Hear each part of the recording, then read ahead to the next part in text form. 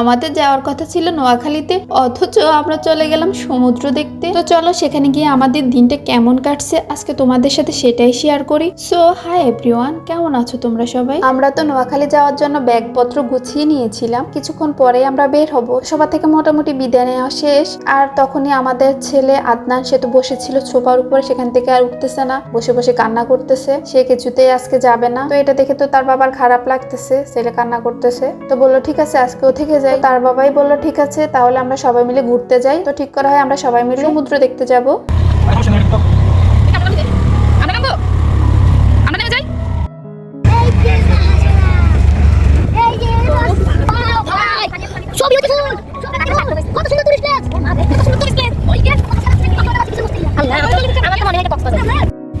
তো আমরা কিন্তু চলে আসছি। আমার তো সমুদ্র দেখতে পেয়ে কি যে খুশিতে বকতেছিল। আমরা একটা জিয়ানজিতে করে কিছু মানুষ আগে চলে আসছি আর অন্যটাতে করে পরে সবাই আসছিল, কিন্তু তারা অনেক বেশি দেরি করে আসছে। আমরা এসে অনেকক্ষণ এখানে বসেছিলাম, তারপরে তারা আসছে। আমি যখন এই ভিডিওটা এডিট করতে বসছি তখন দেখি আমার অনেকগুলো ভিডিও কিভাবে যেন ডিলিট হয়ে গেছে, আর আমার মনটা তো খুব খারাপ লাগতেছিল। তো আমরা তো একা একা এখানে বসে তাদের জন্য অপেক্ষা করতেছিলাম। আর আমাদের সাথে যারা আসছে, আমাদের বাচ্চাগুলো তো খুবই আনন্দ করতেছে। ওমর তো খুবই এনজয় করছে, ও নিজের ইচ্ছা মতো যত ইচ্ছে লাফাইছে, বালু দিয়ে খেলছে, পানিতে নামছে। তোমরা দেখলে বুঝতে পারবো ও কেমন করতেছে, খুব মজা পাইছে ও।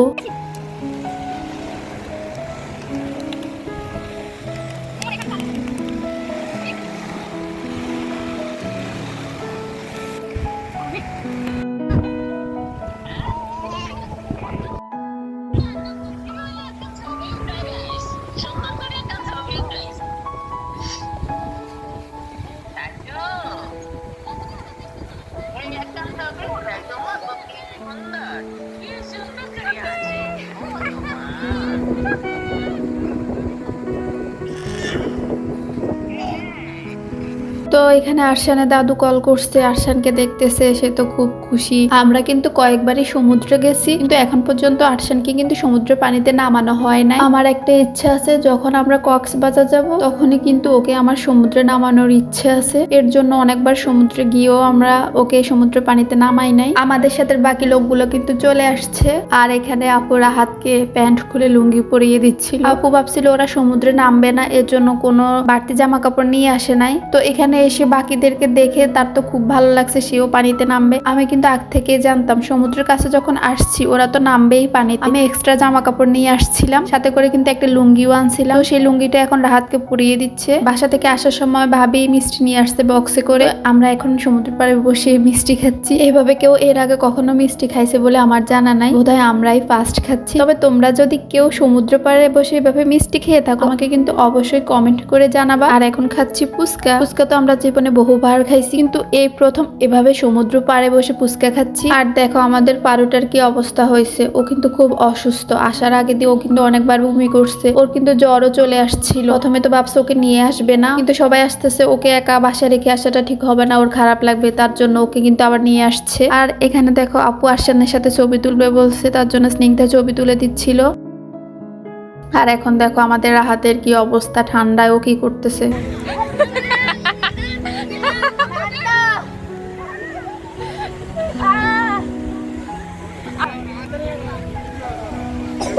ঠান্ডা লাগে, ঠান্ডা।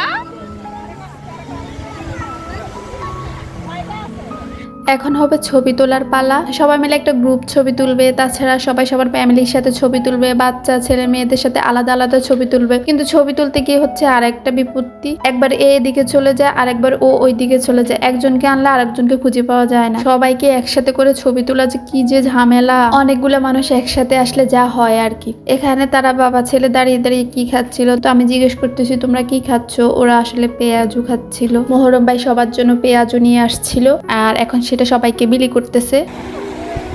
আমার নাই, সবার আছে।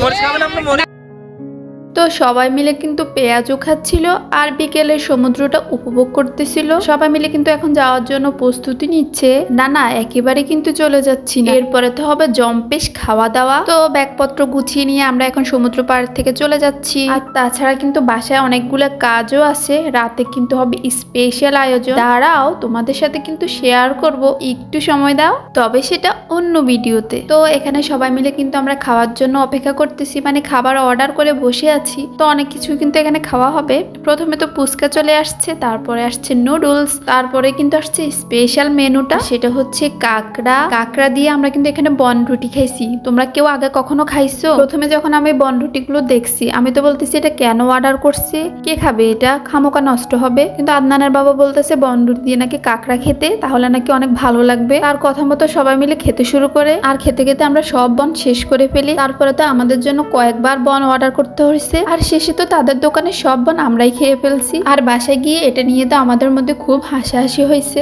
কাঁকড়ার টেস্ট খুব ভালো হয়েছে যে সেটা বলবো না, আবার খারাপও হয় নাই, কিন্তু আমরা সবাই মিলে খুবই মজা করে খাইছি। তো সবাই ভালো থাকবেন, আজকে কিন্তু এ পর্যন্ত, টাটা। চলো আমরা যাই।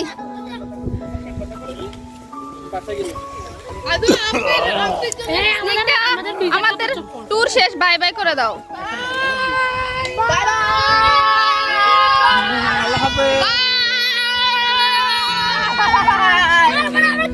চলো। চকলেট